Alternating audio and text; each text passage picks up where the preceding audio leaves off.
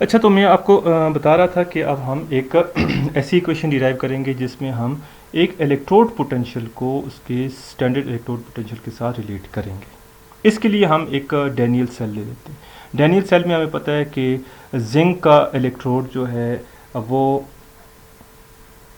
ए node के तौर पर और कॉपर का इलेक्ट्रोड कैथोड के तौर पर एक्ट करता है, और इसके रिएक्शन में जिंक के जो एटम हैं वो कॉपर के आयंस को रिड्यूस करके खुद आयंस में कन्वर्ट हो जाते हैं और कॉपर आयन को कॉपर मेटल में कन्वर्ट कर देते हैं। तो ये इसका एक केमिकल रिएक्शन था। ये अब इस सिस्टम के लिए जो इक्वेशन नंबर 2 थी हमारे पास, उसको जब हम लिखेंगे तो वहाँ पे हमने जनरल फॉर्म में लिखा था, यहाँ पे सी डी थे और उनकी पावर सी डी थी और यहाँ पे ए भी थी। तो यहाँ पे ये सी डी की बजाय ये प्रोडक्ट आ जाएंगे, कॉपर मेटल है और जिंक के आयंस हैं, जिंक की मेटल है और जिंक के कॉपर के आयंस हैं। पावर 1 है क्योंकि हमने पीछे बैलेंस इक्वेशन में देखा, ये जो सबसे नीचे वाली इक्वेशन है इसमें नंबर ऑफ मोल 1 है, तो यहाँ पे 1 आ गया। ये आपको पता है कि किसी भी इक्विलिब्रियम में सॉलिड या प्योर लिक्विड इन्वॉल्व हों तो उनकी एक्टिविटी कांस्टेंट होती है और उस एक्टिविटी को हम यूनिटी या 1 के इक्वल लेते हैं। लिहाजा ये दोनों जो हैं ये प्योर सॉलिड्स हैं, इनकी एक्टिविटी हम 1 ले लेंगे, तो ये यहाँ से हट जाएंगे। ये इक्वेशन बन गई।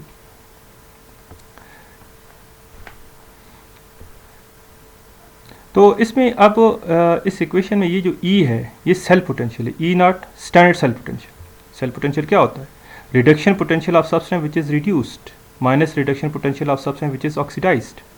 तो हम इसको इस फॉर्म में लिख सकते हैं और इसको स्टैंडर्ड फॉर्म में लिख सकते हैं कि ये उस सब्सटेंस का रिडक्शन पोटेंशियल है जो रिड्यूस हो रहा है और ये उसका रिडक्शन पोटेंशियल जो कि ऑक्सीडाइज हो रहा है। ये उनकी स्टैंडर्ड फॉर्म्स आ गई।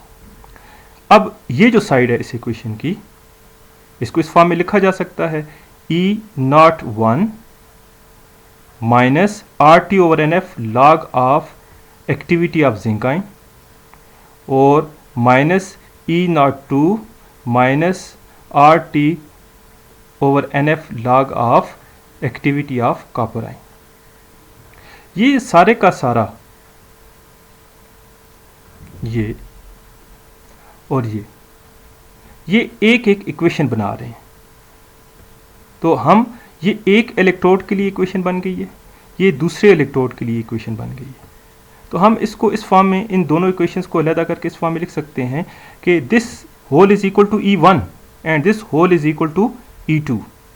तो हम ये कहेंगे कि जिंक का जो इलेक्ट्रोड पोटेंशियल है जो किसी भी कंडीशन पे स्टैंडर्ड कंडीशन नहीं है, स्टैंडर्ड 25 डिग्री सेंटीग्रेड टेम्परेचर नहीं है, कंसंट्रेशन या एक्टिविटी ऑफ आयंस 1 मोलर नहीं है, उसके अलावा है, तो उस वक्त जो इलेक्ट्रोड पोटेंशियल होगा वो किसके इक्वल होगा? वो इसके standard value minus RT over NF N जो है वो नंबर ऑफ इलेक्ट्रॉन लॉस्ट और गेन, ये number of electron transfer, T जो है वो एब्सोल्यूट टेम्परेचर, और ये कंसंट्रेशन उसकी जो है, जो भी एक्टिविटी जो मोलरिटी की शक्ल में है, जो एक्टिव कंसंट्रेशन है, वो यहाँ पे लिखेंगे। तो हमारे पास उसका ये इलेक्ट्रोड पोटेंशियल आ जाएगा अंडर डिफरेंट कंडीशन। अब स्टैंडर्ड कंडीशन के अलावा किसी कंडीशन में हम फाइंड करना चाहते हैं तो वो हमारे पास आ जाएगा।